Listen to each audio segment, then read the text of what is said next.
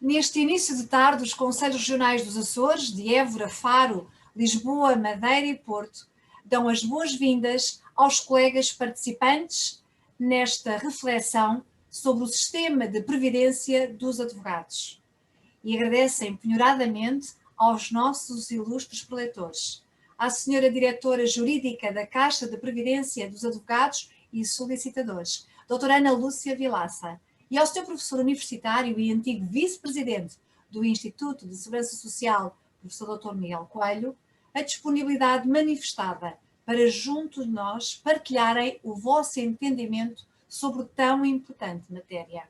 E que matéria é esta? O sistema de previdência dos advogados, que encerra visões distintas, apaixonadas e inflamadas.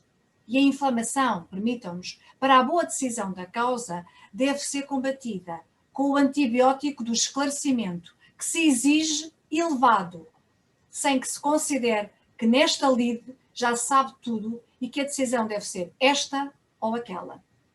Os Conselhos Regionais dos Açores, volto a repetir, Évora, Faro, Lisboa, Madeira e Porto, e com a organização de 3 reflexões sobre o sistema de previdência dos advogados que tiveram lugar nos dias 16, 22 e hoje, 22 de junho e hoje, apenas pretendem auxiliar os colegas na decisão a tomar no referendo do próximo dia 30 de junho, que se realizará com o recurso ao voto eletrónico e nos termos do qual nos deveremos pronunciar através de resposta sim ou não, sobre a seguinte questão, e volto a repetir o que já repeti ontem. A questão é esta: deve o Conselho Geral da Ordem dos Advogados, no exercício das suas competências previstas no artigo 46, número 1, a linha C do Estatuto da Ordem dos Advogados, propor a alteração legislativa do artigo 4º do Estatuto para que este passe a ter a seguinte redação: a Previdência Social dos Advogados é obrigatória, cabendo a estes individualmente decidir se a mesma é assegurada através do sistema público ou através da Caixa de Previdência dos Advogados e Solicitadores. Permitam que nesta sede cite um ilustre madeirense, o Sr. Cardeal Tolentino Mendonça, que nos diz o seguinte: a realidade é mais importante do que a ideia. É isto, que os nossos ilustres preletores nos auxiliem a ver a realidade, para que possamos encontrar a verdade nas ideias que vamos construindo sobre o sistema de previdência dos advogados e alcançar, é esse o nosso desejo, um adequado sistema que se deve pautar sempre pela justiça. Passo de imediato a palavra, e sem mais delongas, à Sra. Doutora Ana Lúcia Vilaça, que nos esclarecerá sobre o regime do advogado na SEPAS. Olá, muito boa tarde a todos. Antes de mais, gostaria de cumprimentar os organizadores deste evento, nas pessoas dos senhores e senhoras presidentes dos Conselhos Regionais da Ordem dos Advogados, começando de norte para sul e passando a seguir para as ilhas, Dr. Paulo Pimenta, Dr. António Sá Gonçalves, Dr. João Massano, Dr. Tiago Falcão e Silva, Dra. Cristina Sousa Salgado, Dra. Rosa Ponte e a nossa ilustre moderadora e presidente do Conselho Regional da Madeira, Dra. Paula Margarida. Cumprimento e saúdo também o meu colega de painel, o ilustre professor Dr. Miguel Coelho, assim como todos os presentes. Gostaria também de publicamente agradecer o convite que me foi endereçado para participar neste fórum e saudar a iniciativa de, em conjunto, os Conselhos Regionais da Ordem dos Advogados promoverem a reflexão e o debate sobre a previdência social dos advogados, não só porque no dia 30 de junho está agendado o referendo a que a doutora Paula Margarida aludiu, com essa pergunta muito específica que também referiu, e independentemente do entendimento ou posicionamento que se possa ter sobre esse mesmo referendo. Mas também, e essencialmente do meu ponto de vista, porque as questões relacionadas com a segurança social têm vindo a ser cada vez mais complexas e a merecer cada vez mais interesse e relevância, quer do ponto de vista socioeconómico, quer do ponto de vista político e até mediático, estando muitas vezes na ordem do dia. É um facto para todos nós que cada vez mais a segurança social deixou de ser uma preocupação apenas dos que se abeiram da data da reforma, passando também a ser uma matéria que suscita o interesse e simultaneamente a preocupação transversal a todas as gerações, tendencialmente cada vez mais cedo e por vezes mesmo no início do ingresso no mercado de trabalho, independentemente da profissão que se escolha, isto quer no contexto nacional, quer no contexto europeu, pelo que todas as iniciativas que possam contribuir para a informação e para a reflexão sobre estas matérias são, a meu ver, sempre de louvar e, por isso, repito, saúdo muito esta e outras iniciativas que têm vindo sobre o tema. Quanto ao tema propriamente dito, é de tal forma um tema aberto que pode ser encarado sob diferentes perspectivas e todas igualmente meritórias e enriquecedoras de todos nós. Quando o convite me foi interessado, o repto foi o de que trouxesse para a reflexão uma perspectiva eminentemente técnica do regime da SPAS, e foi com esse propósito, e naturalmente tendo em conta a necessária gestão dos tempos inerentes a este tipo de iniciativas, que eu preparei uma pequena apresentação que pretende ilustrar de onde vem a SPAS, como evoluiu até hoje, como se encontra em matéria de sustentabilidade, para que efetivamente em conjunto possamos refletir o presente e o futuro da Previdência Social dos advogados. Portanto, como ponto de partida, passaria aqui a apresentação de um conjunto de slides. Não sei se conseguem ver bem.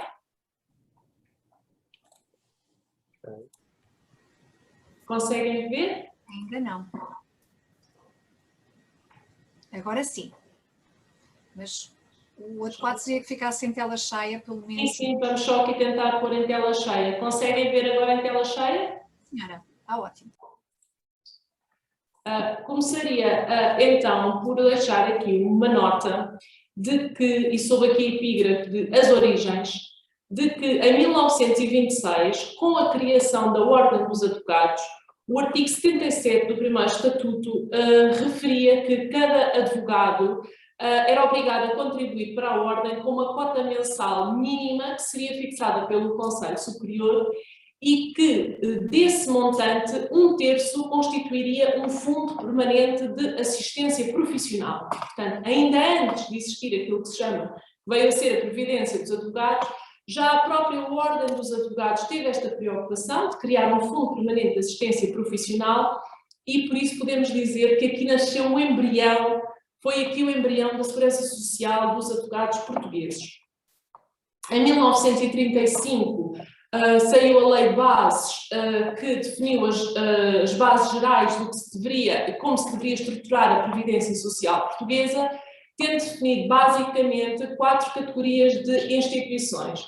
Portanto, os estudiosos da matéria conhecem bem esta velhinha Lei 1884, que definiu como 4 categorias: instituições de previdência e organismos corporativos, caixas de reforma ou previdência, associações de socorros mútuos, instituições de previdência dos servidores do Estado. A Caixa viria a integrar-se na segunda categoria, portanto, como Caixa de Reforma ou Previdência, sendo que só veio a ser criada em 1947. Portanto, foi o Decreto 36.550 que criou a SPAS e que a criou como uma Caixa de Reforma ou de Previdência, ou seja, com um âmbito de inscrição obrigatória, com um âmbito de aplicação pessoal definido e circunscrito aos advogados portugueses. O seu âmbito de aplicação material era restrito à doença, invalidez, velhice e morte, e funcionavam num regime de capitalização. Aqui, por curiosidade, só uma cópia do Diário do Governo que criou portanto, a Caixa de Previdência da Ordem dos Advogados. Era assim que se chamava na altura, em 47, porque só albergava advogados, e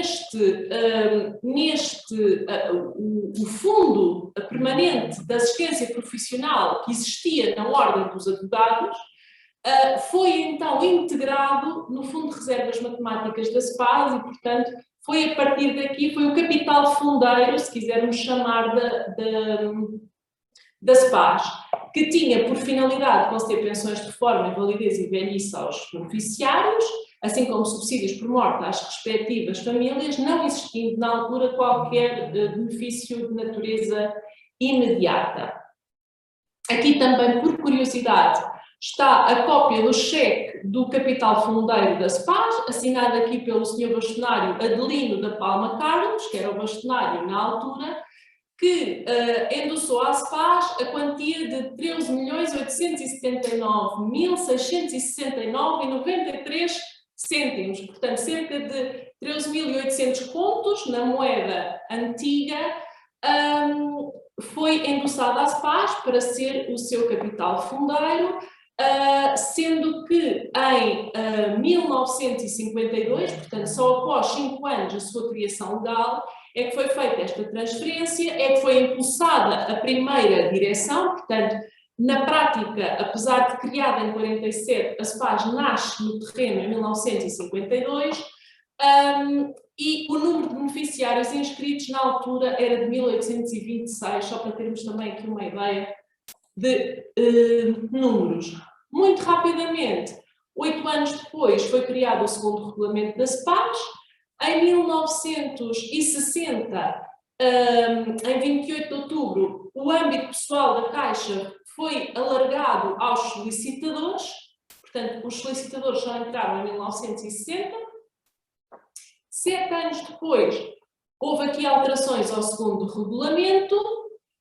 Em 1978 foi alterada a denominação da Caixa, portanto passou de ser Caixa de Previdência da Ordem dos Advogados para ser a Caixa de Previdência dos Advogados e dos Solicitadores, sendo que 12 anos depois tivemos um novo regulamento, 4 anos depois, em 83, tivemos outro regulamento e em 94, 11 anos após a última alteração, foi aprovada a portaria número 487 de 83, que fez aqui, que foi a portaria e o regulamento que esteve em vigor até à última alteração ao regime de 2015 e que esteve em vigor praticamente 21 anos. Portanto, como vimos para trás, não houve na história da SPAS nenhum regulamento que estivesse em vigor tanto tempo.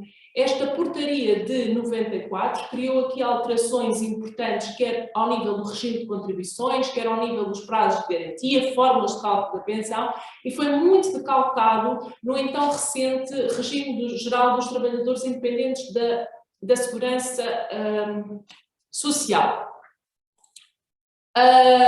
Em 2015 foi então aprovado aquele que se poderá chamar o 6º regulamento da Caixa de Previdência dos Advogados e Solicitadores, que está atualmente em vigor e que surgiu como um novo regulamento da SPAS. Portanto, não foram alterações a regulamentos anteriores, foi um novo regulamento, regulado por decreto-lei, que veio republicar e criar de novo todo o regime da SPAS.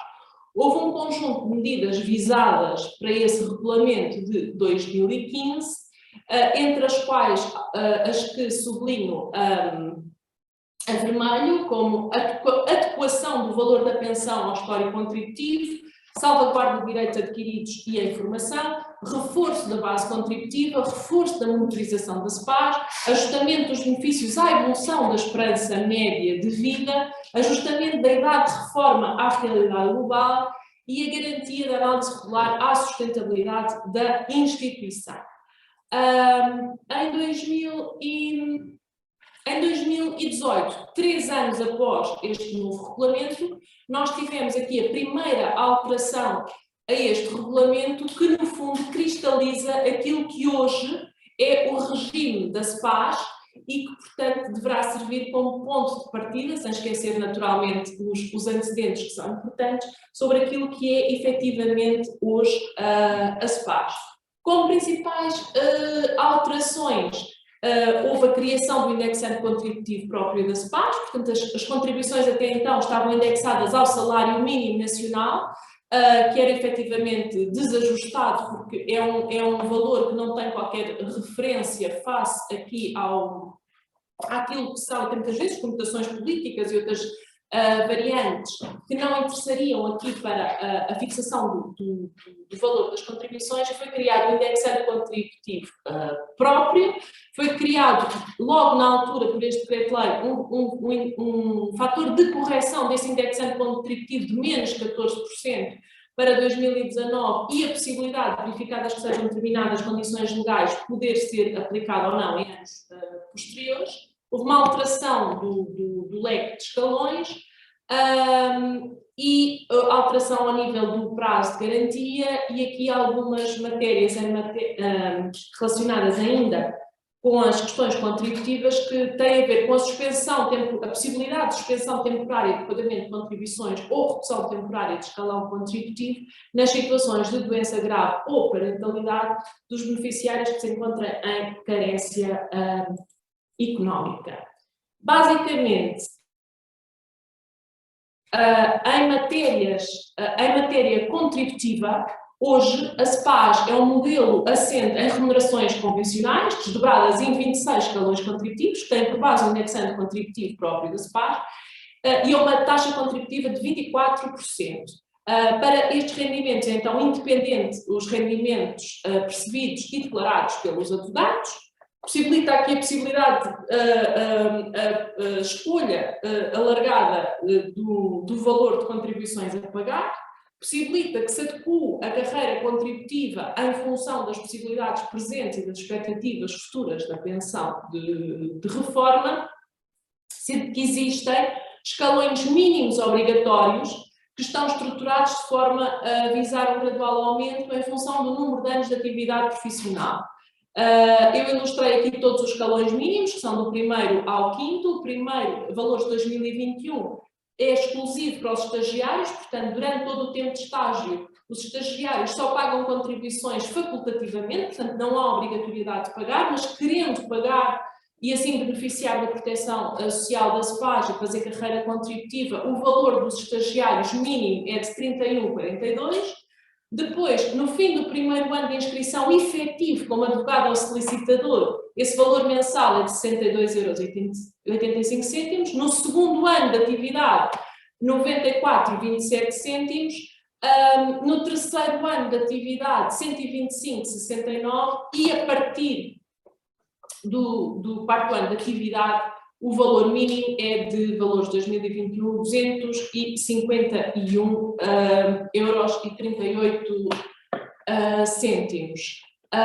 Coloquei aqui o quadro de escalões contributivos que julgo ser conhecido de todos, em que podemos ver efetivamente que as contribuições variam do 1º ao 26º escalão, de 31,42 ou de 251 para quem já está na profissão há mais de 4 anos, e 2.136,74 €, sendo que o escalão, o indexante contributivo que foi fixado em 2018 era de 581,90 €, valor este que naturalmente foi calculado com base em estudos atuariais que prevê a sustentabilidade do sistema, e que que será atualizado anualmente em função dos valores da inflação, com mínimo de 0,5 pontos percentuais, sendo que até hoje, 2021, como a inflação tem vindo a ser negativa, portanto, esse valor ainda não se alterou, portanto, o indexante contributivo da SEPAS continua em 2021 fixado em 581,90, sendo que está atualmente indexado a um fator de correção de menos 10%, o que na prática significa que este valor hoje é de 523,71 €. Este slide tenta ilustrar aqui a outra face da moeda, não é? Por um lado aquilo que se paga, por outro lado quais são as prestações conferidas pelo sistema. Resolvi dividir aqui em 3 colunas por uma questão de mais visual. A primeira, pensões e subsídios, que são as clássicas prestações diferidas, reforma, invalidez e sobrevivência. Depois, um conjunto de benefícios e comparticipações que é pago pela SEPAS ao longo da vida ativa dos beneficiários.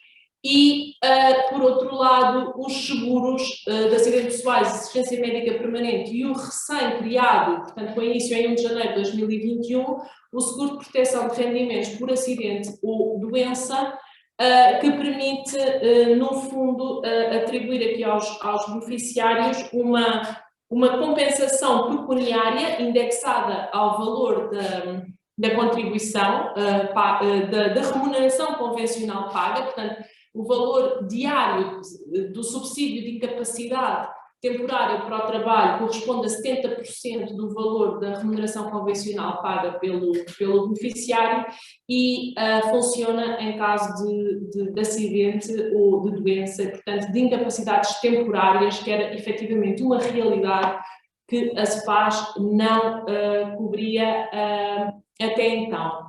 Eu coloquei aqui um link na página Proteção Social alargada, mas creio que não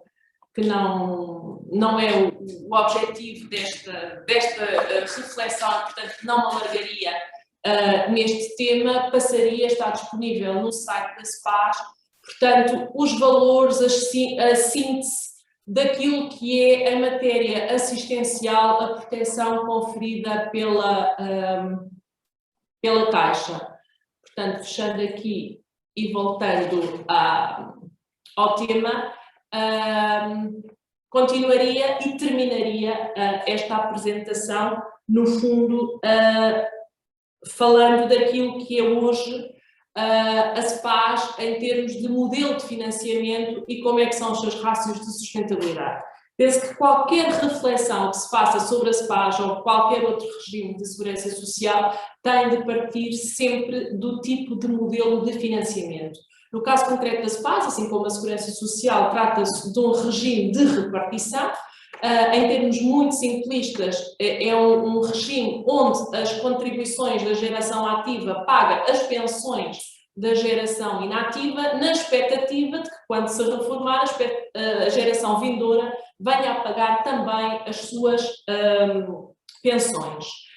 Para esses temas, há 3 fatores essenciais que determinam o seu equilíbrio. Tem de haver um equilíbrio entre a proporção de ativos contribuintes e o número de reformados a receber pensão, e aquele boneco que ali ilustrei, aquela pirâmide perfeita, seria o cenário perfeito para qualquer regime de repartição, ou seja, muita gente na base e pouca gente no topo a receber pensão. Naturalmente que as razões demográficas e muitas vezes razões também, são sobretudo razões demográficas, mas também razões socioprofissionais, determina que esta pirâmide vá engordando, tornando-se uma espécie de barril e, nos piores cenários, que se vai invertendo, tendo mais gente na base, no topo da pirâmide do que na sua base.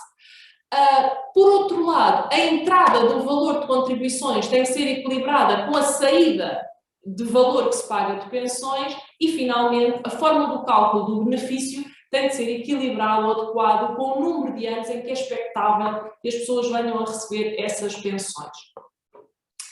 Tendo em conta estas premissas, queria deixar-vos este esquema que contém a evolução nos últimos 5 anos da relação contribuintes-pensionistas na CEPAS, que podemos afirmar hoje com toda a certeza que é uma relação bastante positiva, que tem vindo a decrescer ao longo dos anos, é certo, mas mantém-se positiva e que se cifra hoje em 5,287 contribuintes para cada pensionista.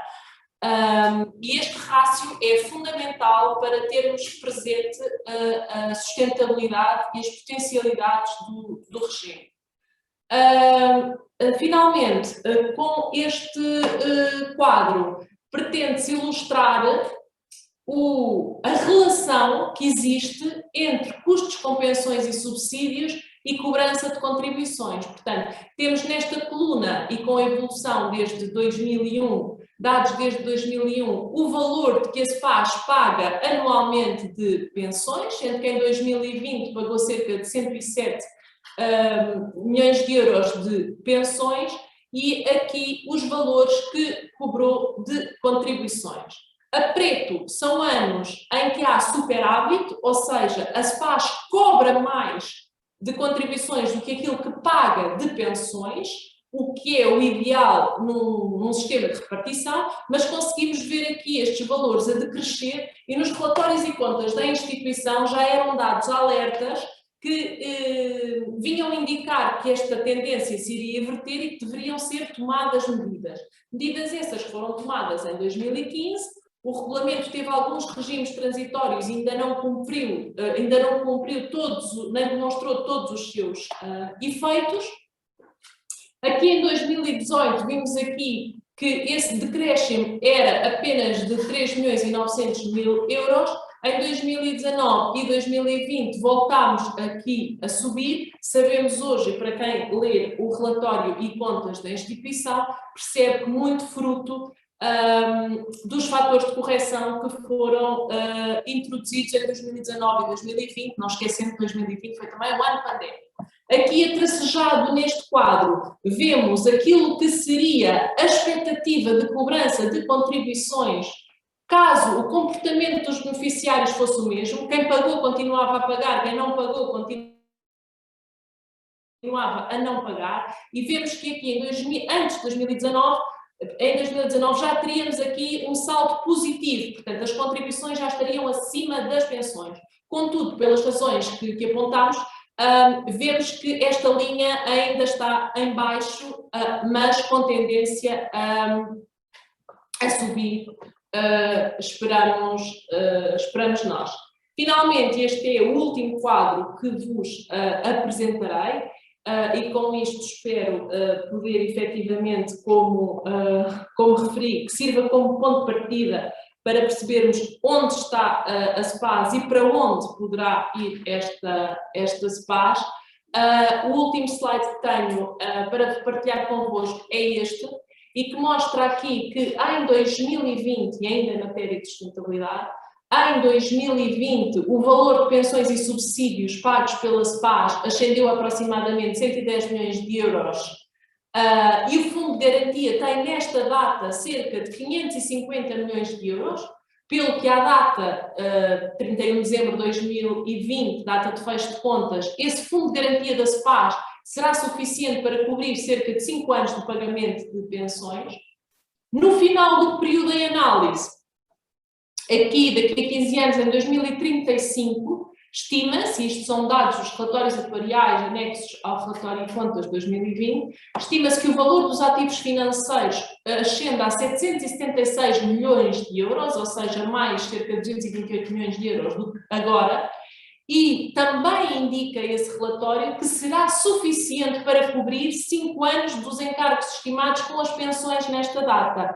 Ou seja, neste período, quer hoje, quer a 31 de dezembro de 2020, dados reais em que o nosso Fundo de Garantia tem efetivamente valor para cobrir cerca de 5 anos de pagamento de pensões, os dados dos atuariais indicam que daqui a 15 anos, em 2035, manteremos essa proporção. Portanto, em 2035 conseguiremos ter ativos suficientes para proceder ao pagamento de cerca de 5 anos de pensões.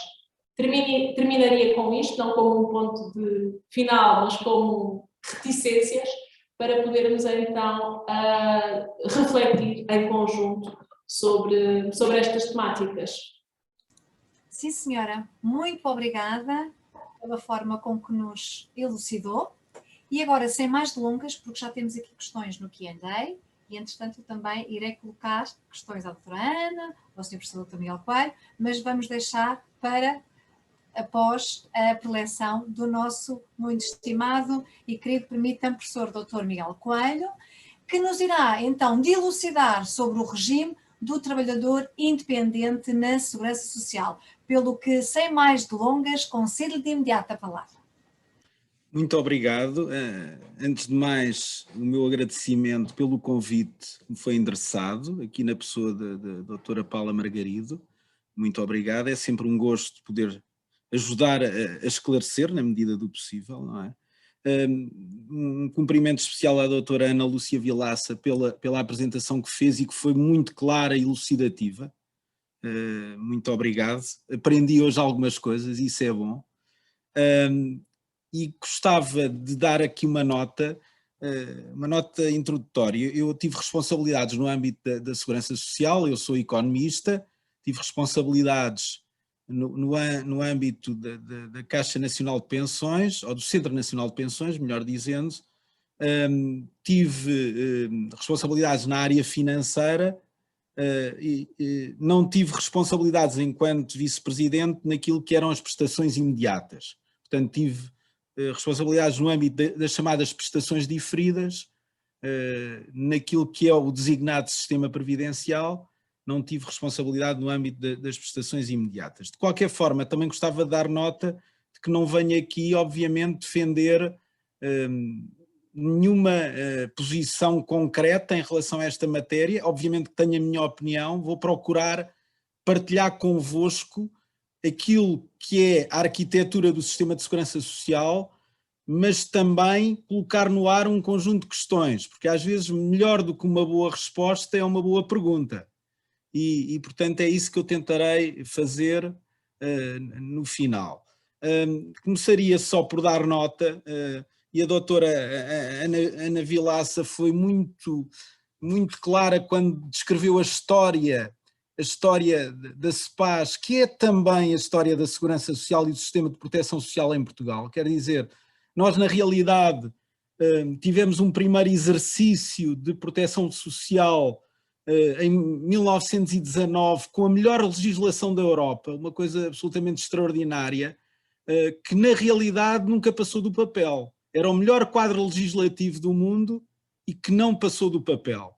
E portanto foi só com o Estado Novo que foi criado, como a doutora Ana Vilaça referiu, um sistema assente nesta ideia de caixas, e assente também numa ideia de modelos de capitalização naquilo que era a atribuição das prestações. E, portanto,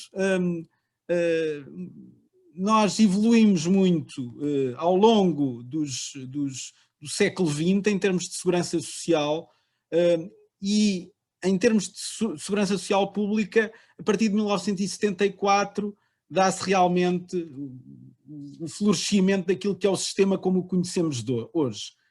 Eu diria que ele nasce um bocadinho já fora de tempo, porque na realidade o modelo que temos hoje era um modelo que já em algumas sociedades do norte da Europa estava em causa, nomeadamente a partir dos anos 80 na Suécia.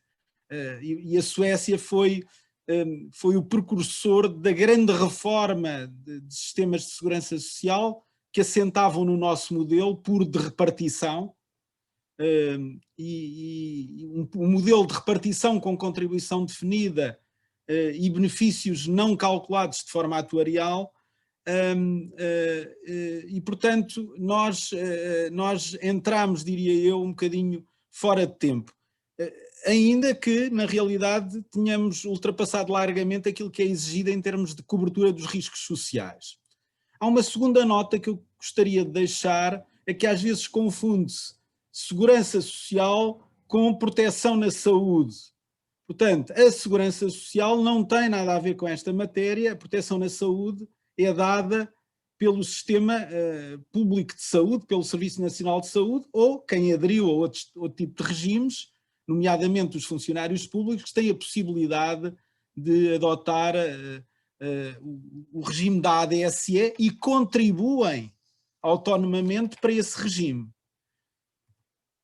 Na realidade, o que é que nós temos hoje em dia do ponto de vista da proteção social? Nós temos a Caixa Geral de Aposentações, que é na realidade um sistema que vai se extinguir por si só, uma vez que já não há novas entradas. Era o sistema dos funcionários públicos ou trabalhadores em funções públicas até 2006.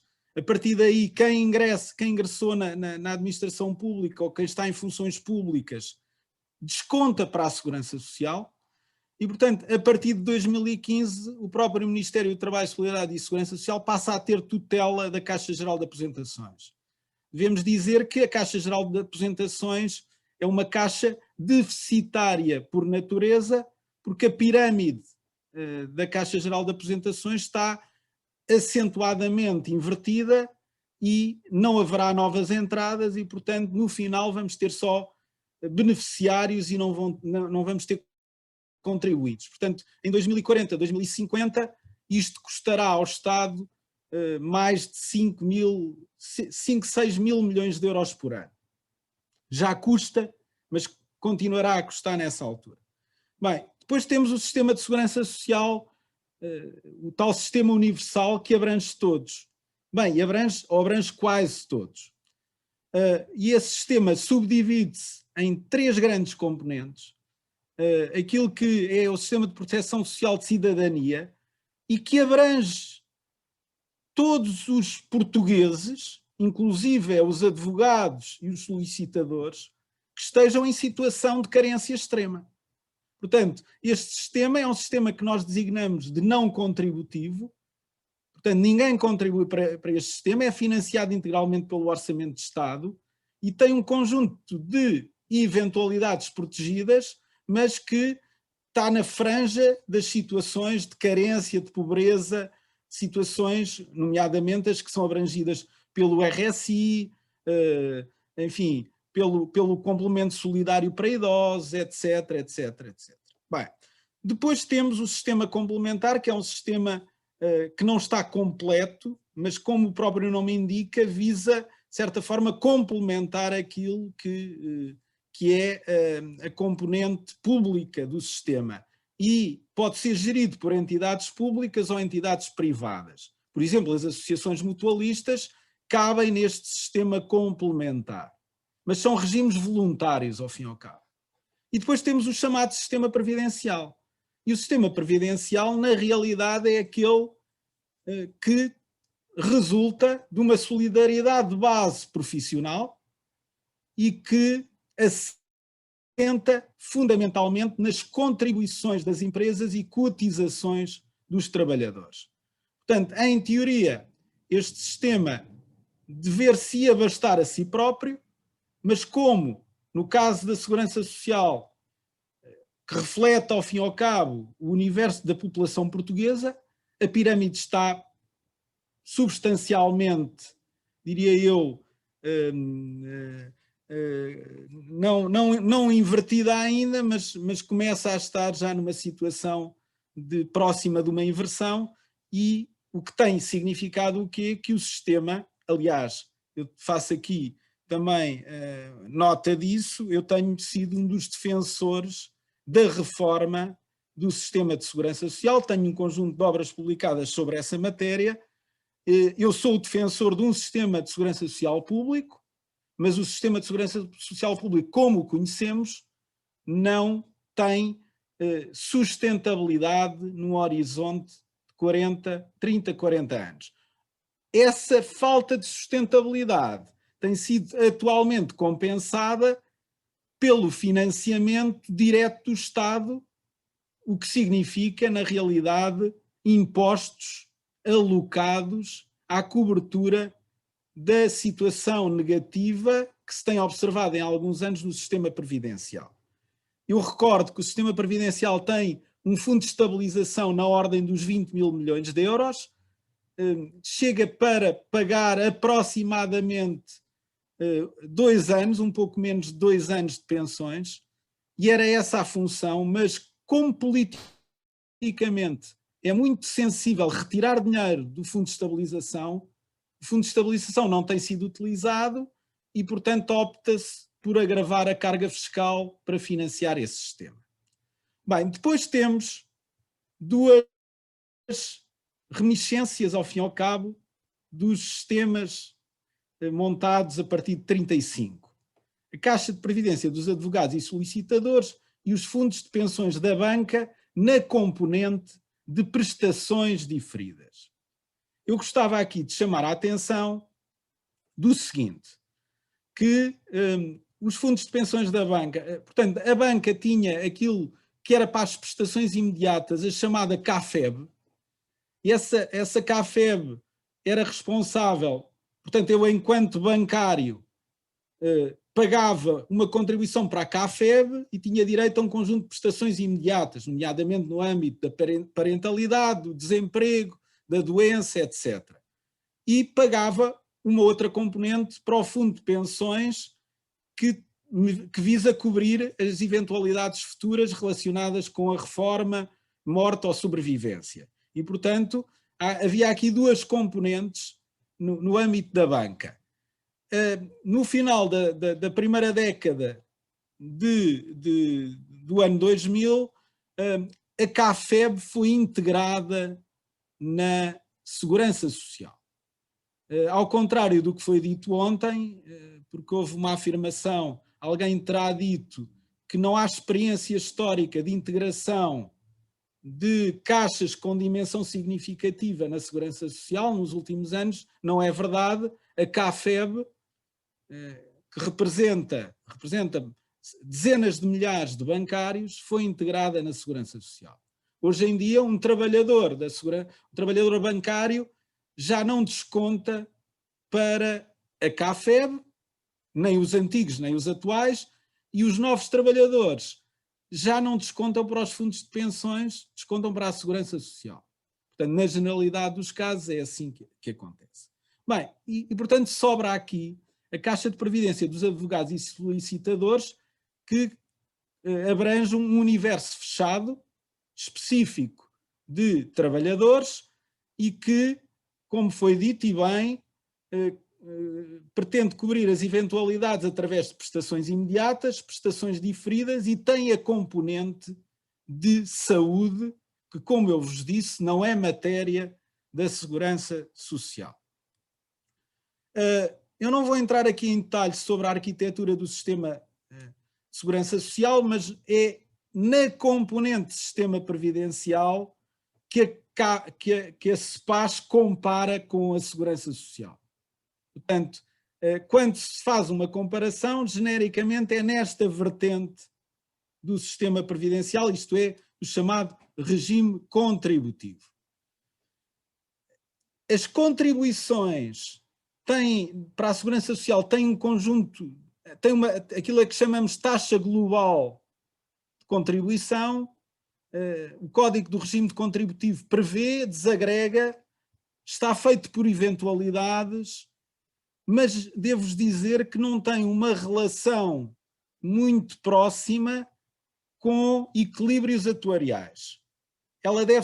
Esta tabela deve ser calculada, e nós estamos hoje em dia a falar, o trabalhador por conta de outrem tem uma contribuição global de 34,75, distribuída em 11% pelo trabalhador e 23,75 pela entidade patronal, mas depois temos o regime dos trabalhadores independentes.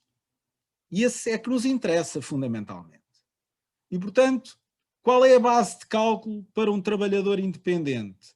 É 70% do valor total de prestação de serviços. Portanto, se ele tem um rendimento de prestação de serviços de 1.000, vai pagar sobre 700. E que taxa é que vai pagar? Vai pagar 21,4. Dou-vos aqui um pequeno exemplo. Vamos admitir, e a base de incidência corresponde ao trimestre, ao fim e ao cabo, e portanto, se numa base trimestral um indivíduo teve uma prestação de serviços no valor de 6.000 euros, o rendimento relevante será de 4.200 euros, ou seja, 70%. O que significa que a base de incidência contributiva mensal é de 1.400 euros. E, portanto, sobre 1.400 vai pagar 21,4, ou seja, 299,6%. Desculpa, 299,6 euros. Quando não há rendimentos, ou o rendimento é inferior a 20 euros, é fixada uma base de incidência que corresponderá a 20 euros por mês.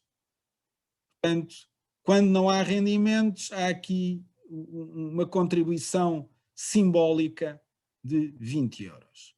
Depois há a questão da contabilidade organizada também, porque se o trabalhador independente se o rendimento for apurado com base em contabilidade organizada, depois os cálculos são ligeiramente diferentes. Eu não vou entrar aqui no detalhe, eu partilho depois esta apresentação e disponibilizo.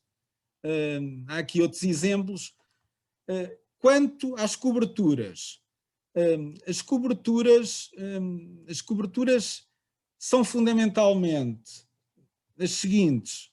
Portanto, já agora para comparar, estamos a falar de dois sistemas de repartição, SEPAS e Segurança Social. Ambos têm uma espécie de fundo de garantia ou fundo de estabilização.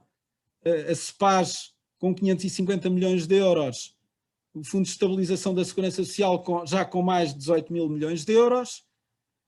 No âmbito da saúde, a Segurança Social não tem nenhuma cobertura nessa matéria, nem tem responsabilidades nessa matéria, atribui pensões de velhice, pensões de invalidez, pensões de sobrevivência, um subsídio por morte, que era bastante generoso, era muito generoso, era, aliás, extraordinariamente generoso, e passou a ser muito reduzido.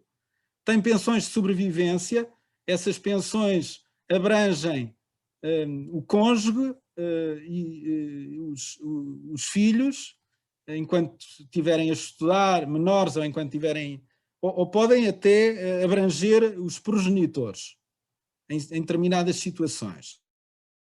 Depois temos os subsídios de parentalidade, temos no âmbito da doença, temos um sistema de prestação pecuniária substitutivo de rendimento, que pode ir até 80%, se não estou em erro, do valor da remuneração, mas que é progressivo em função do prazo da doença, isto é, para prazos mais curtos cobre menos e para prazos mais longos cobre mais e pode, enfim, tem uma duração que pode ser bastante longa, tem cobertura no âmbito da doença profissional, no âmbito do desemprego. Eu devo dizer que fiz aqui a correspondência com a CEPAS, mas a doutora Ana Lúcia Vilaça tinha um slide bastante mais detalhado sobre essa matéria.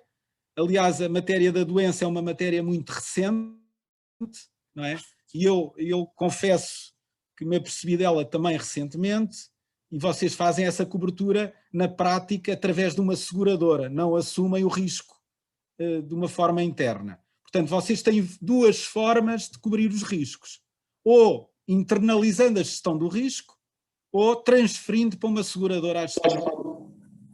Exatamente. É exatamente assim, não é? A Segurança Social internaliza todos os riscos. Portanto, ela não faz transferência de risco para nenhuma entidade externa. Erradamente, na minha opinião, porque poderia também fazer. Relativamente à questão das pensões de velhice, que é sempre isso que preocupa a maioria das pessoas, não há sistemas perfeitos. Eu tenho aqui neste gráfico, isto é um artigo, portanto, baseia-se num artigo que eu escrevi para uma revista internacional. Nós temos, na realidade, 8 possíveis modelos de sistemas de pensões. Porque, na realidade, temos aqui componentes que têm a ver com a repartição barra capitalização, ao fim e ao cabo. Depois temos regimes que assentam em fundos e outros que não assentam em fundos, e regimes que têm uma base atuarial e outros que não têm uma base atuarial no cálculo das suas pensões. O sistema português é um sistema que não tem uma pensão calculada de forma atuarial, tem um benefício definido e não é fundiado, ou seja, é um sistema de repartição. Está aqui nesta posição. De certa forma, aquilo que também acontece, em certa medida, com a CEPAS. O processo, como eu vos disse, de integração das caixas de previdência, eu fui responsável pelas últimas integrações. É certo que eram integrações de pequena dimensão. A última grande integração foi a da CAFEB. E houve um outro processo no qual eu estive envolvido, que foi a transferência das responsabilidades dos fundos de pensões da banca para a Segurança Social. E o que é que aconteceu? Em 2011, 31 de dezembro, as responsabilidades com pensões em pagamento pela banca àquela data foram transferidas para a Segurança Social. Isto é, as pensões que estavam em pagamento a 31 de 12 de 2011 foram transferidas para a Segurança Social com uma contrapartida. Os fundos de pensões tiveram que entregar um montante financeiro, um cheque, no valor superior a 5 mil milhões de euros. Isto é, foi feito um cálculo atuarial e para fazer essa transferência de responsabilidades, o Estado assumiu o pagamento das pensões, na altura eram 500 milhões de euros por ano, e em troca recebeu um cheque de 5,3, 5,4 mil milhões de euros, que corresponde, numa perspectiva atuarial, àquilo que era o valor atual de todos os pagamentos futuros. E eu chamo a atenção para isto, porque eu não tenho, obviamente, os dados concretos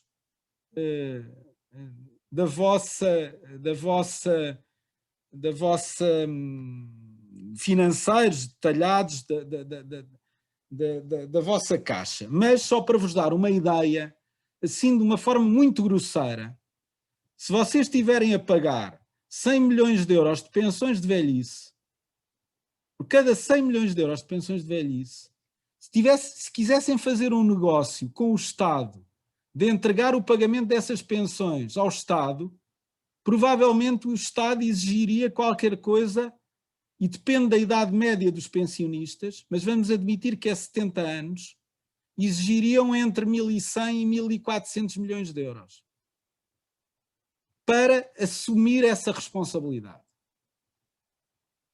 Coisa diferente é no âmbito das prestações imediatas. A CAFEB, obviamente que transferiu o património que tinha para o Estado e aquilo foi integrado, mas do ponto de vista atuarial não houve tanto rigor. Portanto, houve um negócio mais político do que atuarial.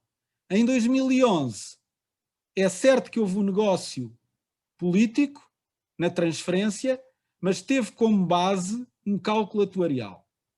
Portanto, quando às vezes se fala de transferir responsabilidades ou integrar o sistema de segurança social, temos que perceber o que é que vamos integrar em concreto, se é as prestações imediatas, se é as prestações diferidas, se é as prestações diferidas que estão em pagamento ou se estão em formação, porque tudo isto pode ter geometrias diferentes e pode ter soluções políticas / técnicas diferentes. Há um conjunto de questões que eu deixo no ar, mas eu não gostaria e não ficaria bem em consciência se não procurasse também ter uma leitura sobre aquilo que está em causa no vosso referendo. Que na realidade é uma cláusula opt-out. É isso, essa é que é a questão. Eu acho que vocês, desculpem estar-me a meter a foice em seara alheia, porque nós, bancários, tivemos o mesmo problema. Reparem bem, não era consensual transferir a CAFEB e integrar a CAFEB no sistema de segurança social. Não foi consensual. Mas foi possível fazê-lo, mantendo as prestações diferidas. Depois, no âmbito das prestações diferidas, eu devo-vos dizer que ao longo de muitos anos, os sindicatos defendiam que essas prestações, o pagamento das prestações fosse assegurado pelo Estado e, portanto, que os fundos de pensões fossem integrados no Estado. Curiosamente, em 2011, os sindicatos foram os que se opuseram mais a essa passagem. Porquê? Porque foi no ano em que se começaram a observar cortes na segurança social, nas pensões e ideias de cortes eventuais nas pensões, não só em formação como em curso. E aí os sindicatos, aliás, houve um enorme problema jurídico, devo-vos confessar, porque quando há o congelamento do 12º, do 13º e 14º mês, no âmbito das pensões, houve uma série de cortes no âmbito das pensões, a questão que se colocava era, será que as pensões que tinham migrado da banca iriam ter esses cortes ou não? E isso gerou pânico generalizado junto dos bancários, devo confessar. Portanto, os direitos deles ficaram completamente assegurados porque havia um compromisso de manutenção de direitos e o quadro de cortes não se sobrepôs a essa matéria. Mas houve aqui situações complicadas. Reparem bem, a ADSE, quando se fala em opt-out, a ADSE tem uma experiência nessa matéria. Mas, curiosamente, a experiência da ADSE correu bem. Correu bem porque a ADSE compara bem com os seguros privados. E, portanto, a alternativa era a pessoa passar da ADSE para um sistema de seguro privado. Obviamente que também facilitou a saída de pessoas que tinham outras coberturas. Dou o meu exemplo familiar. A minha família está coberta pelo SAMS Quadros. É redundante a minha mulher ter a ADSE, porque não adiciona muito benefício. É óbvio que podia haver até dupla comparticipação em muitos casos, mas o custo-benefício dessa solução não era... E, portanto, ela resolveu sair. Optou por sair. E quando se coloca uma cláusula de opt-out, nós temos que olhar para uma coisa que em literatura económica se chama de seleção adversa.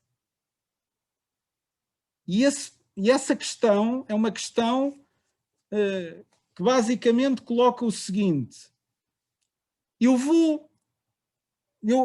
quando tenho a opção de sair de um sistema, eu vou fazer as contas entre o que eu pago e o que eu beneficio.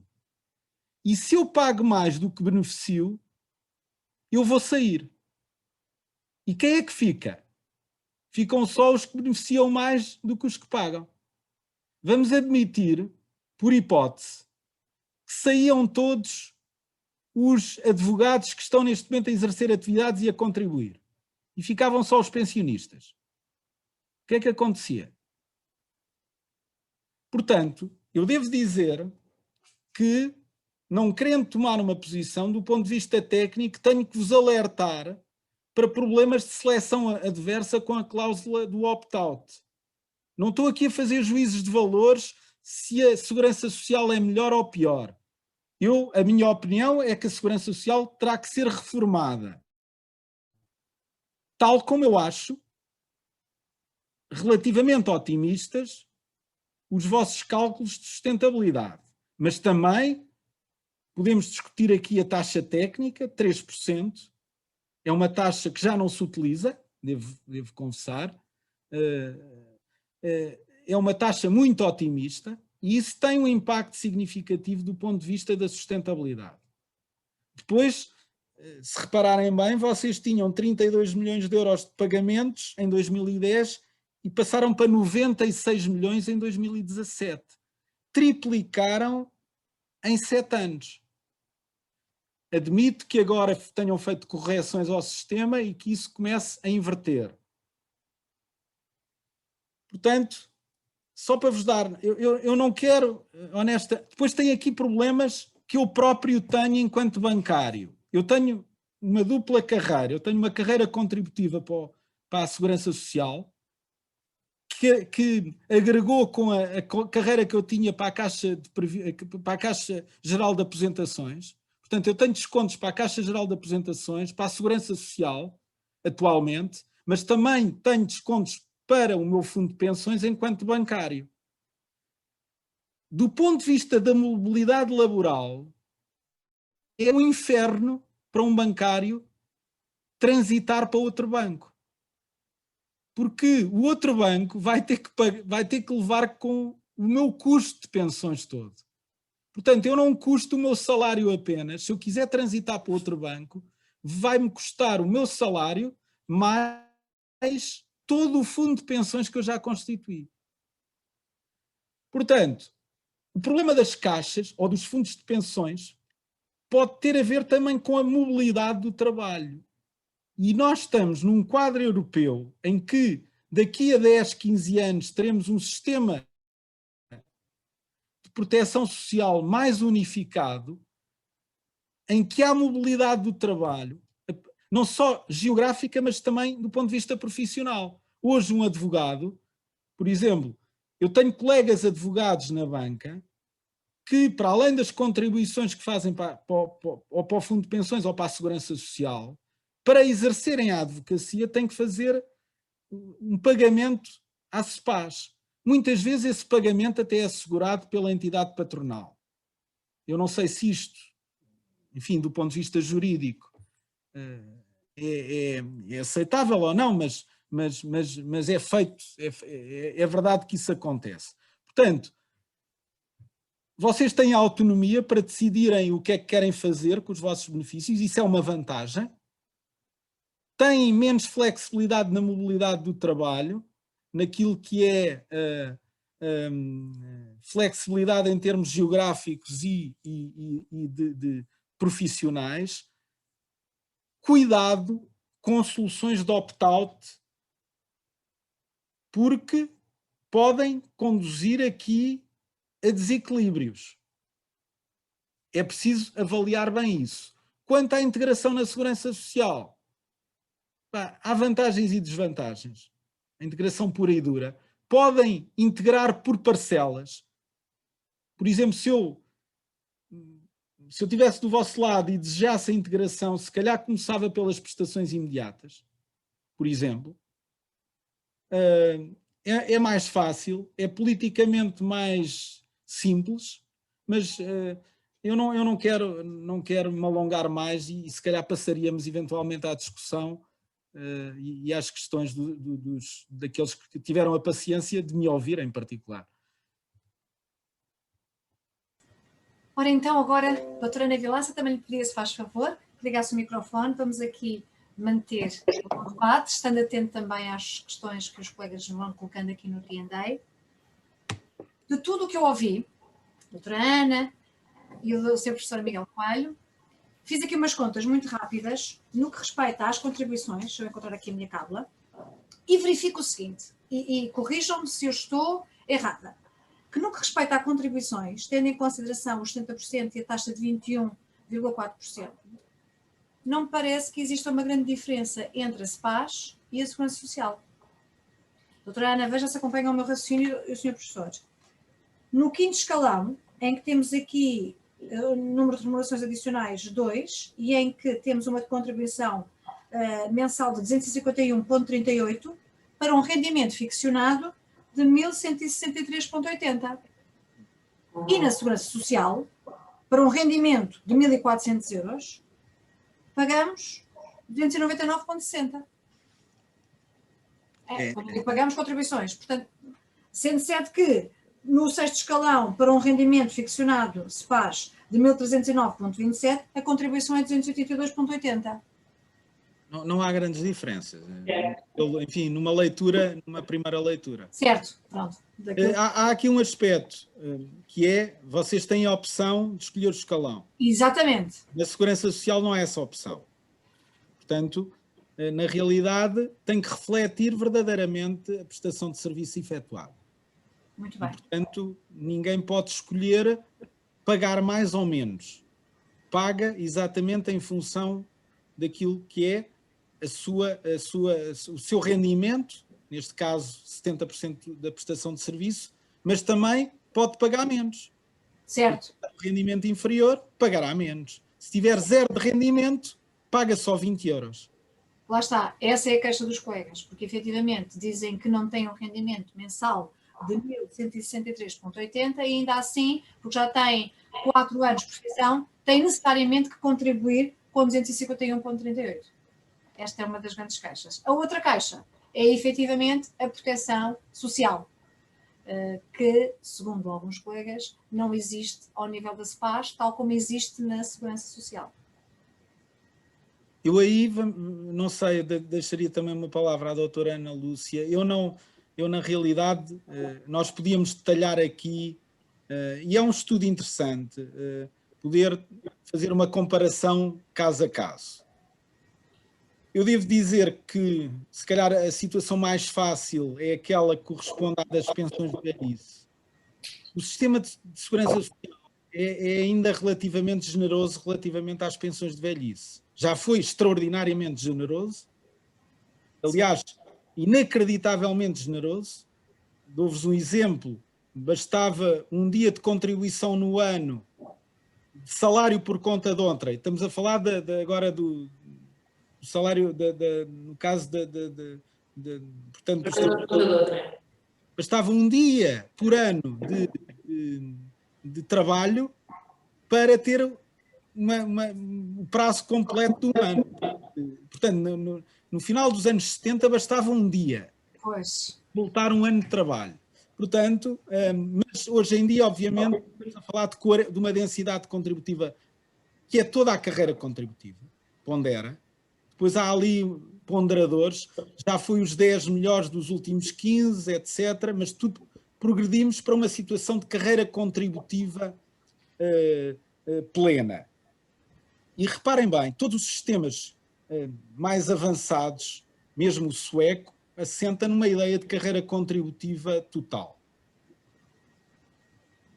Há aqui a questão fundamental da sustentabilidade prende-se com uma coisa que tem a ver, e estamos a falar fundamentalmente da componente de pensões de velhice. Sim. Quando eu falo em sustentabilidade, eu estou a falar de prestações diferidas e não da problemática do subsídio de desemprego ou do subsídio de desemprego, doença, mas sim portanto, como é que eu ia dizer, da parte das prestações diferidas. E aí a questão central é o regime de repartição e a inversão da pirâmide etária. É isto que não funciona na realidade.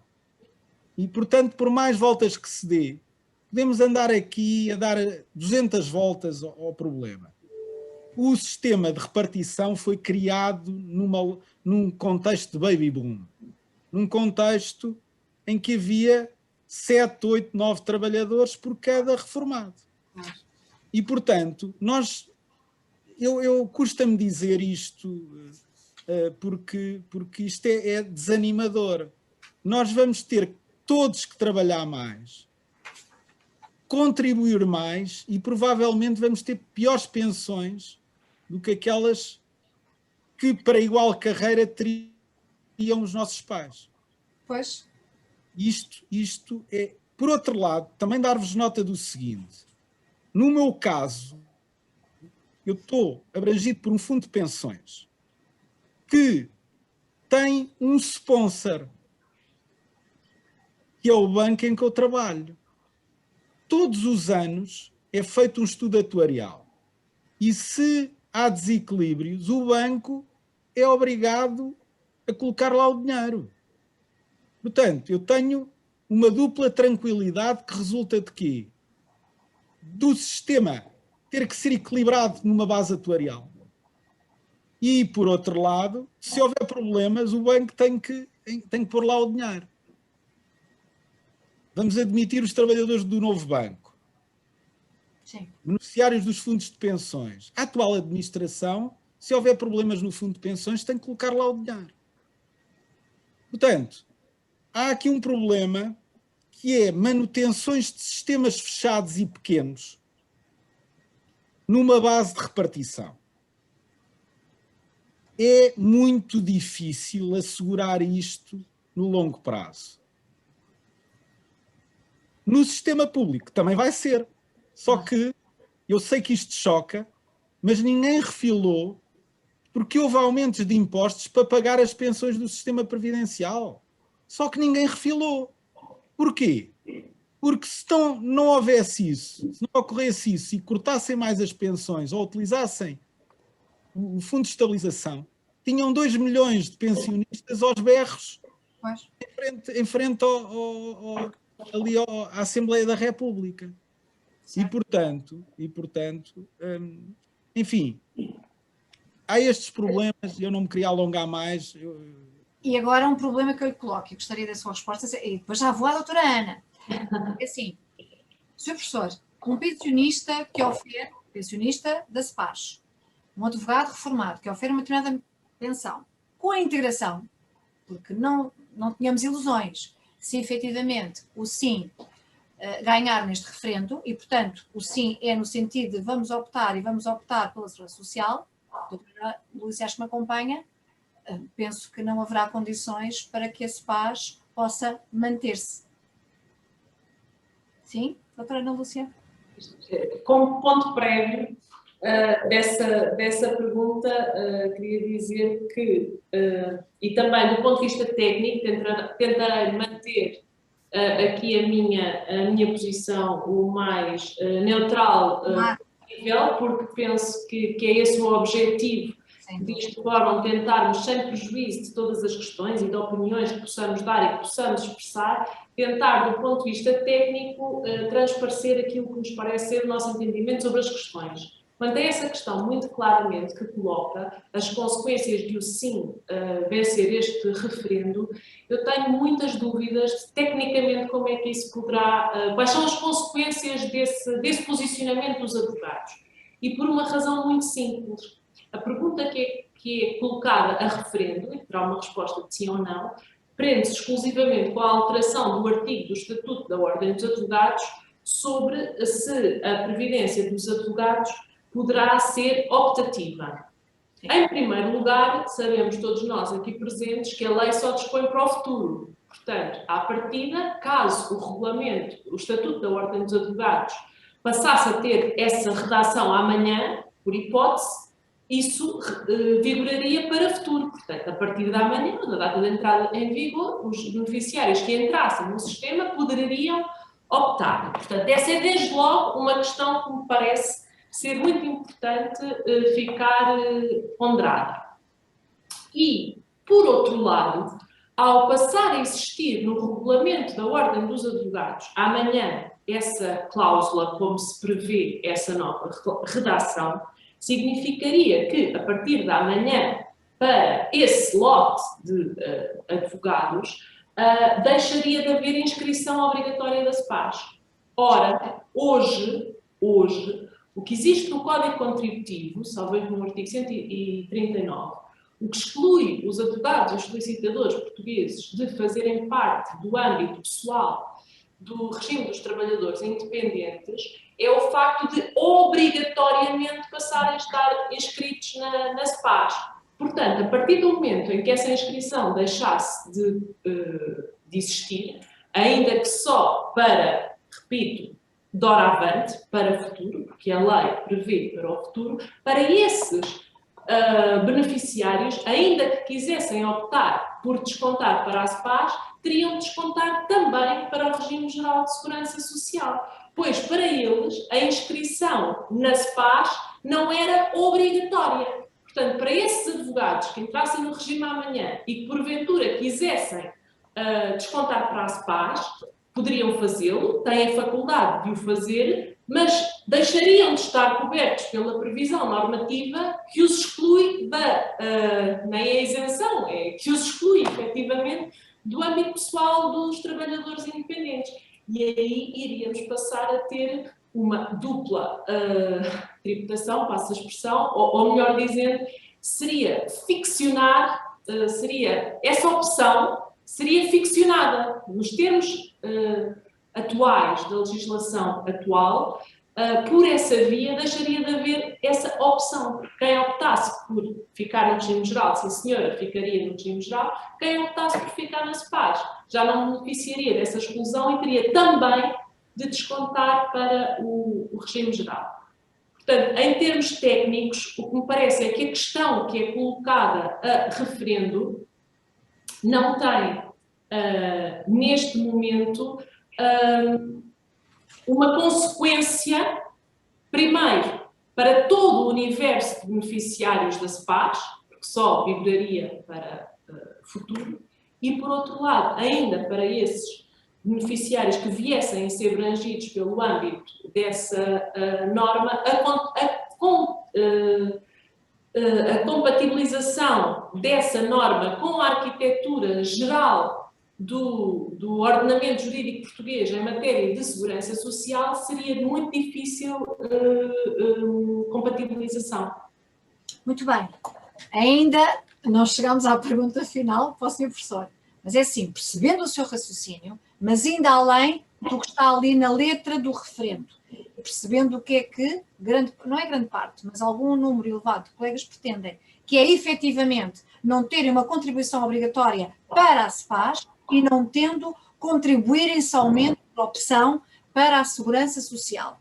Nessa medida, e no universo de 34 mil contribuintes para a SEPAS, cerca de 36 mil, sim. Pronto. Se retirarmos cerca de 11, 12 mil, haverá sustentabilidade por parte haverá sustentabilidade na SEPAS? Está a dirigir a pergunta a quem, doutora Paula? A mim, pronto. Em relação a resposta a dar a essa questão, prende-se e terá sempre de ser dada pelos atuários, terão de ser feitos estudos relativamente a isso. Quando são feitos estudos atuariais, são feitos com base na efetiva população da SEPAS, portanto, cada beneficiário tem uma idade, cada beneficiário está num escalão, cada beneficiário poderá reformar-se numa determinada idade, com uma determinada expectativa de pensão de reforma. Tudo isso é considerado para serem feitos esses estudos atuariais. Portanto, a resposta a essa questão, o mais correta e aproximada possível, teria sempre por passar por identificar quem seriam esses beneficiários. Seriam os mais novos, seriam os mais velhos, seriam os reformados, seriam os ativos, porque como dizia o Dr. Miguel Coelho, a quem aproveito também por saudar a apresentação que fez, também eu gostei muito e foi um prazer ouvi-lo e conseguimos sempre mais e mais aprender sobre a matéria. Percebi que é um apaixonado sobre estas questões e também me pareceu que pôs ali vários dedos na ferida. Gostaria de ter a oportunidade, nos quais eu acompanho na generalidade, mas há um ou outro que gostaria de poder salientar. Mas, como disse bem o Dr. Miguel Coelho, se por hipótese esses 1000 beneficiários, ou 2000, ou 3000, ou 11 mil que falou, se forem todos beneficiários ativos e nenhum pensionista, o cenário é um, se forem pensionistas é outro, se forem beneficiários que estão no escalão elevado é um, se forem mais novos, mais velhos é outro, portanto... Eu diria que eram 11 mil no escalão quinto. A tonalidade dos nossos beneficiários está efetivamente no escalão, no quinto. Doutora, isto lá está, é porque de facto é daqui que vêm as grandes caixas dos colegas e portanto já imagina desse cenário, não é? E portanto é muito complicado para si estar a responder, porque convém. É complicado para responder em termos de seria ou não sustentável só mesmo os atuariados, só mesmo com estudos que neste momento não existem. Relativamente à questão dessa caixa, que eu compreendo relativamente à impossibilidade de alguns advogados não poderem pagar o valor mínimo de quinto escalão quando estão no quinto ano de profissão, eu penso que é importante as pessoas terem presente duas coisas, essencialmente. Primeiro, que até há bem pouco tempo, até à Lei 2 de 2018, o regime dos trabalhadores independentes também era estruturado com base em escalões de remuneração convencional e, portanto, independentes dos rendimentos dos beneficiários. Portanto, o método de cálculo das contribuições com base em escalões de remuneração convencionais foi seguido pela Segurança Social para os independentes durante muitos e muitos anos. Esta alteração de 2018, que veio, no fundo, fazer aqui uma grande alteração ao regime contributivo dos trabalhadores independentes, com a criação de contribuições específicas de entidades contratantes, da alteração das bases de incidência, de isenções, portanto, há aqui um conjunto de alterações importantes introduzidas por esta lei de 2018. Eu nunca vi na letra da lei estar redigido o que veio a ficar redigido no artigo 7º, e para mim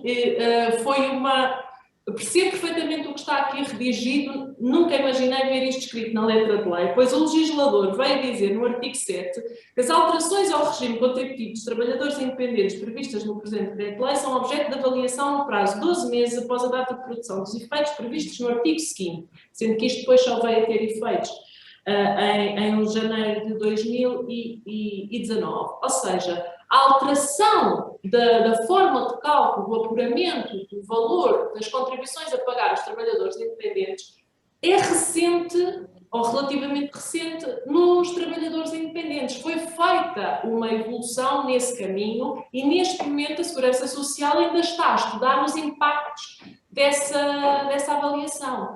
O Dr. Miguel Coelho dizia, e bem, quando mostrou aquele quadro da desagregação das taxas contributivas previstas no Código Contributivo e que totalizam entre benefícios imediatos e diferidos os 34,75%, e que isso soma, no fundo, a contribuição dos trabalhadores por conta de outrem de 11%, mais, grosso modo, das entidades patronais de 23,75%, portanto, isto totaliza os tais 34,75%, nós não nos podemos esquecer que antes de 2019, portanto até 2018, a taxa contributiva dos independentes era de 26,4%, salvo erro.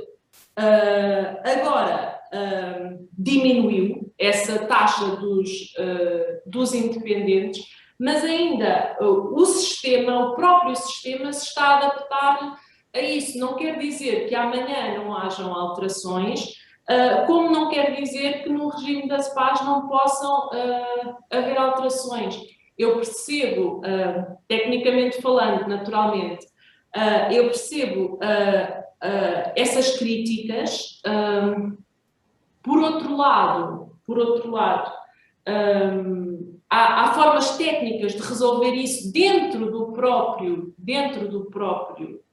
sistema, mas o que me parece é que, em traços muito largos, conseguimos percepcionar que os equilíbrios num regime de repartição são iguais para ambas as instituições. Neste momento, a SPAS, como grupo fechado, tem uma determinada realidade em que esses rácios de sustentabilidade se afiguram mais vantajosos do que a Segurança Social, porque tem outro universo de beneficiários, mas isso não quer dizer que não hajam alterações amanhã que mostrem que há vantagens ou desvantagens de um lado ou do outro. Acho que, basicamente, do meu ponto de vista, o que os advogados devem ter presente, não só neste referendo, em qualquer outra iniciativa que se venha a proporcionar relativamente ao seu posicionamento relativamente à sua caixa de previdência, é se efetivamente querem manter uma caixa independente, querem ir para a Segurança Social, se querem ir por uma questão de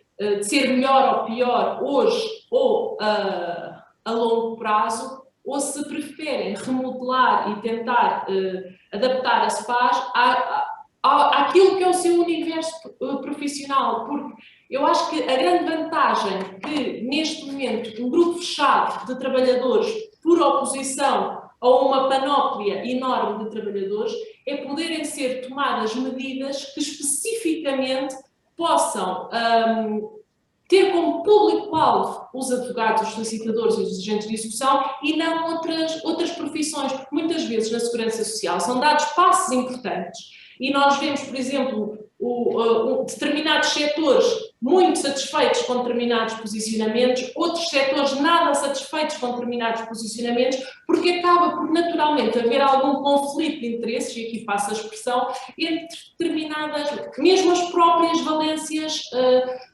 dentro da própria Segurança Social. E penso que essa situação deverá estar em cima da mesa, percebendo-se que quando se mexe num universo pequeno, direciona-se as alterações para esse concreto universo, tendo em conta naturalmente a arquitetura do sistema. Na Segurança Social, e pelas razões que o Dr. Miguel Maia transmitiu e bem, há também alertas, não há sistemas perfeitos e, portanto, as alterações, até por questões demográficas, mais tarde ou mais cedo irão existir. Doutora Ana Lúcia, pronto, já percebemos. E agora, Sr. Professor, para além de ser um apaixonado destas matérias, é uma pessoa que muito sabe. E vamos avançar, porque os colegas também querem saber esta resposta e estão aqui a colocar as perguntas, quer no bate-papo, quer no Q&A. Cenário de integração. Era possível que num cenário de integração, um advogado, que neste momento já está a oferecer a sua reforma do valor Y, a mantenha na Segurança Social? A experiência que temos Certo. é de manutenção das condições que existem quando há uma transferência ou integração. Há um aspecto importante que tem a ver com o exemplo dos fundos da banca, que é o melhor exemplo de 2011. Foi entregue uma responsabilidade à Segurança Social, mas em contrapartida a Segurança Social recebeu, ao fim e ao cabo, o valor atualizado do que terá que pagar àquele reformado no futuro. Ou seja, não se espera, no âmbito das pensões em pagamento, que façam uma transferência da responsabilidade para a Segurança Social e fiquem com o dinheiro na SEPAS.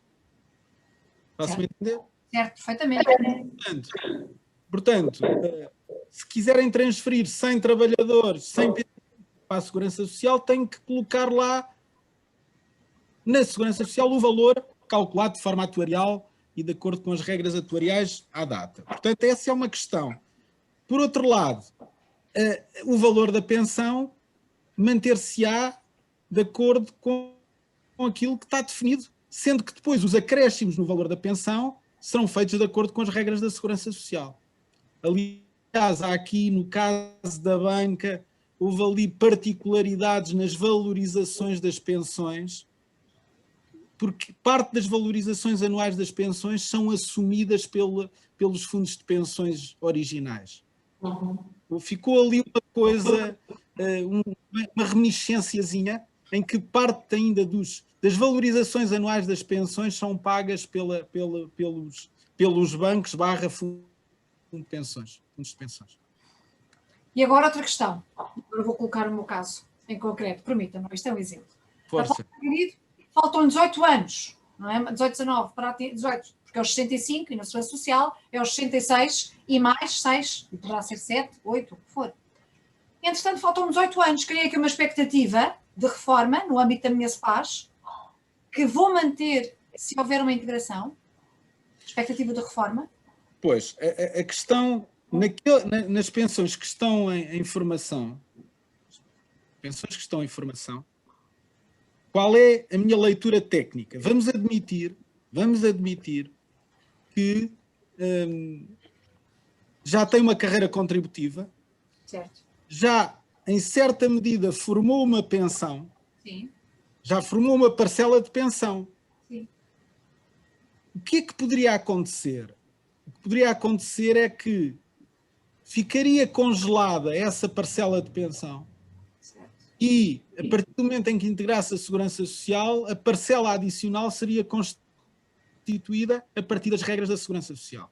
Bem, mas eu vou-vos dizer uma coisa. Há aqui um aspecto, porque isto é muito técnico. Reparem bem, a solução que pudesse vir a ser desenhada depende da capacidade de discussão técnica dos problemas e da análise técnica dos problemas, porque há várias soluções. E vocês vão estar... Vamos lá ver uma coisa. Não se espera que haja uma integração e que o Estado aceite tudo e um par de botas, não é? Certo. Se bem que eu já vi tudo e também já vi, eu, enquanto representante da Segurança Social, estar a negociar a integração, não vou agora dizer do quê, e quando reparei, o advogado dessa outra entidade era o advogado de outro ministério no âmbito do Estado. Portanto, tínhamos a Segurança Social de um lado, a contraparte do outro, e um advogado patrocinado por outro ministério a patrocinar a entidade que ia ser integrada. Portanto, às vezes o Estado também pode ajudar nessas matérias, mas fico-me por aqui, não vou contar os detalhes dessa história. Em todo o caso, e portanto isso significa que naquele caso em concreto a proposta era danosa para a Segurança Social e nós, enquanto representantes da Segurança Social, opusemos-nos a essa proposta. de integração, certo. nos termos em que estavam a ser propostos. Portanto, vai haver aqui dois lados, com interesses... Estamos a dizer com isso que pode efetivamente não ser aceite a integração, ou se chegarmos a essa matéria, não é? Agora vocês perguntam, o que é que eu fazia se fosse advogado e que se tivesse intervenção no processo? Eu acho que tem que se mapear as vantagens e desvantagens. Claro. Epá, esse mapeamento tem que ser feito de uma forma clara e exaustiva, sem politiquices. E depois tem que se perceber que também se pode resolver o problema às fatias.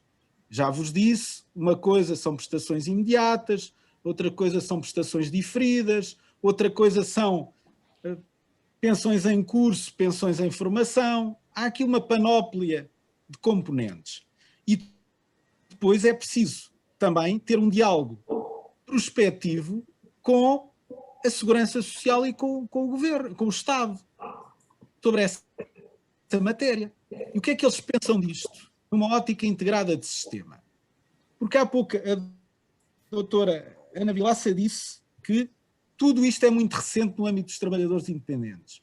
É recente e foi resultado de uma pressão enorme dos trabalhadores independentes. Mas a sociedade, em geral, vai migrar do sistema de relação contratual para a vida, de trabalhador por conta de outrem, como o conhecíamos, para uma lógica de trabalho mais à peça, mais limitada no tempo, mais fragmentada do ponto de vista das entidades patronais. Portanto, o mundo está a caminhar para uma lógica mais próxima dos trabalhadores independentes do que a lógica que eu vivo, que é trabalhadora por conta de outrem, com um regime muito claro e definido. E nós não sabemos como é que nos adaptamos a isto. Isto é algo, aliás, a vossa experiência pode ser muito útil também para uma reforma da Segurança Social. Quer dizer, a Segurança Social também tem muito a aprender com a CEPAS. E, portanto, eu sou defensor de regimes públicos que dão garantias mínimas aos cidadãos. E sou defensor de soluções complementares escolhidas pela pessoa nos termos em que a pessoa quer, geridas por entidades públicas, privadas ou do setor social. Agora, também isto é importante. O que é que vocês querem ter? Os mínimos na Segurança Social e complementos na CEPAS de uma forma autónoma e livre? Pode ser uma solução. Portanto, reparem bem, há aqui uma geometria muito complexa. Agora, e só para terminar, provavelmente, voltando à história daqueles que pagam menos hoje na CEPAS, o que iria acontecer provavelmente com o opt-out é que quem entrasse na profissão por via de um regime na Segurança Social muito mais vantajoso iria começar por integrar a Segurança Social. Porque a troco de 20 ou 30 ou 40 euros por mês tinha um nível de proteção relativamente elevado. E, portanto, provavelmente vocês começariam a ter menos gente nova e isso podia acelerar a inversão da pirâmide também. Certo. Acho que mas isto, vamos lá ver uma vez, eu não quero estar do lado de ninguém. Não, claro que não, e nós estamos aqui, estamos à procura de respostas e com as perguntas aprendemos, não é? E as respostas não são sim ou não, é uma evolução. Mas a doutora Ana Lúcia queria dizer alguma coisa agora relativamente a esta... Relativamente a esta última questão, eu queria também deixar no ar, agarrando aqui na última afirmação do Dr. Miguel Maia, de que com Miguel Coelho, peço desculpa, que iria ter um determinado nível de, com 20 ou 30 euros, a troco de 20 ou 30 euros, poderia ter um nível de proteção relativamente elevado. Eu acho que é também essa consciencialização que devemos ter todos nós. É que com 20 ou 30 euros o nível de proteção, as eventualidades cobertas, efetivamente, são todas aquelas que vimos elencadas, mas a maior parte delas está indexada à contribuição efetiva, ao rendimento relevante dessa contribuição, o que significa, aqui para nós, usando assim um termo nada técnico, significariam prestações de miséria. Portanto, as pessoas contribuiriam 20, 30, 40 euros, mas quer as prestações imediatas seriam de tostões também, quer no longo prazo as prestações diferidas também não terão grande expressão, para não dizer expressão praticamente nenhuma. Eu também fiz parte de alguns grupos de trabalho com a própria Segurança Social relativamente a determinados aspectos, alguns até relacionados com transferências de direitos às pensões dos funcionários das comunidades europeias e, portanto, matérias específicas de alguns pontos e também de uma primeira avaliação. Foi criado um grupo de trabalho interministerial em 2017, foi criado em 2016, salvo erro, e demorou basicamente um ano a fazer as suas conclusões, e também fomos acompanhando e falando sobre determinadas problemáticas, e a sensibilidade com que fiquei foi que esta solução para os independentes de a contribuição mínima ser de 20 euros é algo que me pareceu poder ser encarado como um problema que se quis atirar para a frente. Porque agora, no imediato, isso pode resolver efetivamente os problemas das pessoas. Portanto, são trabalhadores independentes durante 1 mês, 2 meses, 3 meses, 1 ano, 2 anos, 3 anos, não conseguem oferir rendimentos, não declaram rendimentos superiores a um determinado valor e, portanto, pagam contribuições de 20 euros por mês. A questão é, essa pessoa tem proteção social? Podemos dizer que uma pessoa que paga esse tipo de contribuições, que tem esses rendimentos declarados, tem efetivamente proteção social? É que proteção social para contribuições de 20 euros, diga-me o doutor Miguel Coelho. Miguel Coelho. Não, doutora, eu concordo com quase tudo o que disse. É verdade que depois do ponto de vista da... Mas há uma questão que tem a ver com prazos de garantia, por exemplo, não é? E, portanto, é óbvio que relativamente às contribuições muito baixas só podem gerar benefícios muito baixos, mas há uma componente que tem a ver com o prazo de garantia. E isso pode permitir que uma pessoa durante 2 ou 3 anos tenha contribuições baixas e benefícios aparentemente baixos, mas ao contribuir para o prazo de garantia e algumas das prestações, nomeadamente o subsídio de desemprego, não está associado a toda a carreira contributiva, eu posso ter 2 anos de prazo de contribuições de 20 euros e depois 2 anos de remunerações de 5.000 euros e o meu subsídio de desemprego será calculado com base nos 5.000 euros. Não é... Tem um limite, não é? Vai ter um limite, mas a questão do prazo de garantia com contribuições baixas tem esse benefício, não é? Sem dúvida, sem dúvida. O que é certo é que uma contribuição de 20 euros vai resultar num subsídio de desemprego miserável ou numa parentalidade miserável se for durante toda a carreira, não é? Certo.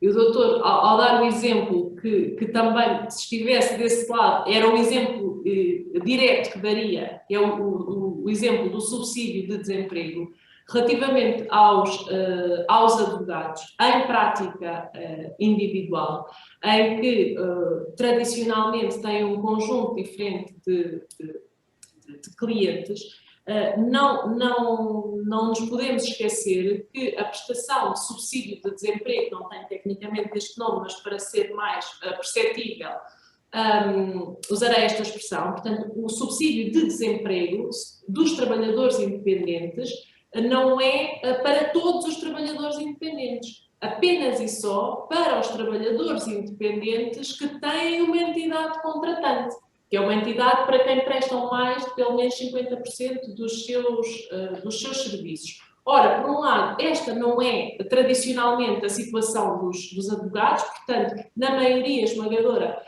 não se enquadrariam, não seriam elegíveis para aceder à prestação de desemprego e, por outro lado, do meu ponto de vista, e sem perder o foco naquilo que disse e com o qual concordo absolutamente, portanto, na evolução das profissões, do deixar de ser adquirido uma pessoa trabalhar 20, 30 anos no mesmo sítio, das profissões liberais estarem a florescer e, portanto, o próprio sistema ter que se adaptar para esse tipo diferente de relações laborais.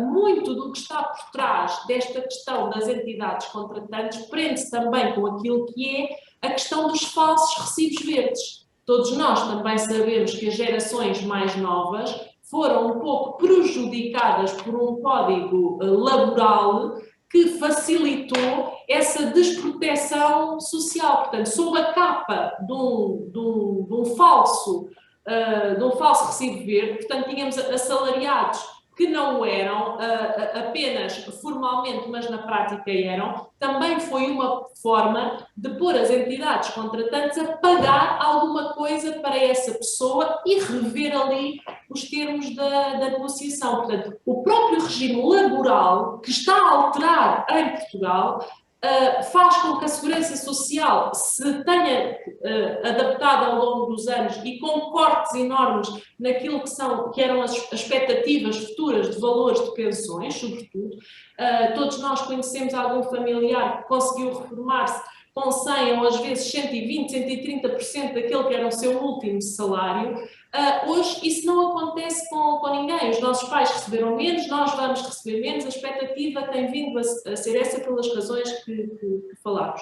Mas a própria evolução do tecido e dos contornos da própria lei do trabalho fazem com que haja essa adaptação. E penso que uma coisa muito importante a não perder de vista é também perceber que tipo de profissionais são os advogados, como é que exercem a sua profissão, que condições têm para exercer, porque isso também, esse diagnóstico será também muito importante para se poderem fazer aqui algumas reformas e alguns ajustes. Estamos a terminar e, muito brevemente, duas últimas questões, uma para cada um. Doutora Ana Lúcia, o que dizer sobre a afirmação do seu professor Dr. Miguel Coelho relativamente aos cálculos de sustentabilidade da CEPAS, que são excessivamente ou muito otimistas? Bom, o doutor, lá está, é sempre aqui um problema da falta de tempo, porque haveria muito para dizer relativamente a todas essas questões. Eu tomei nota até dessa afirmação, o doutor deu aqui nota da taxa técnica de desconto e eu queria dizer a propósito disso o seguinte: todas as projeções, sejam na Segurança Social, sejam na CEPAS, os cálculos atuariais são feitos com um conjunto de pressupostos. Esses pressupostos são e devem ser sempre muito bem identificados e para que as projeções, para que se perceba efetivamente o alcance dessas projeções. O que posso dizer, apesar de não ser atuária e de não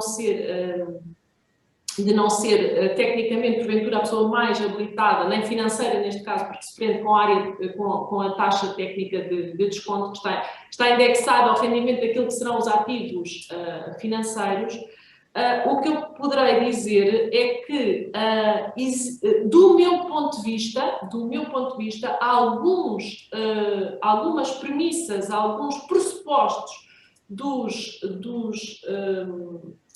cálculo das simulações poderão estar um pouco conservadores, portanto, poder-se-iam pôr valores um pouco mais acima. Outros, porventura, o doutor terá aqui algumas razões para falar nesta taxa técnica de 3%.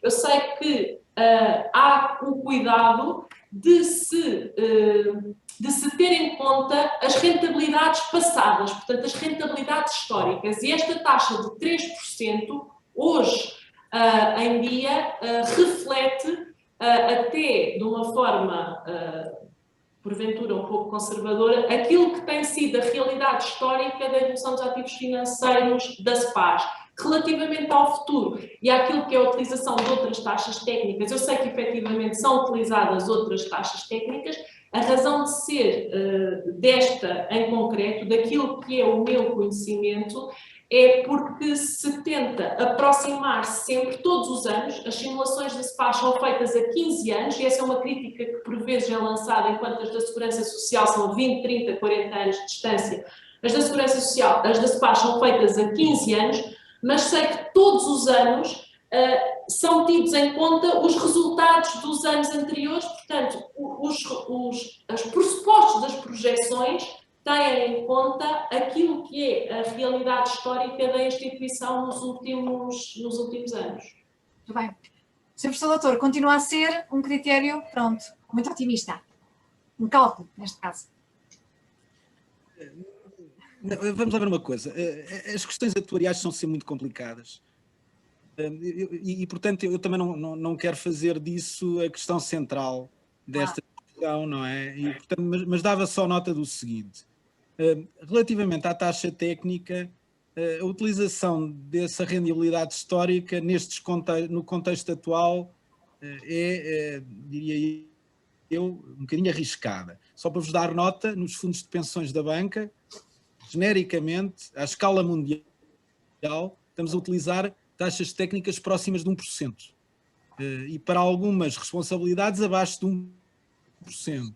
Isso para o leigo significa que será necessário mais dinheiro do que o que atualmente existe.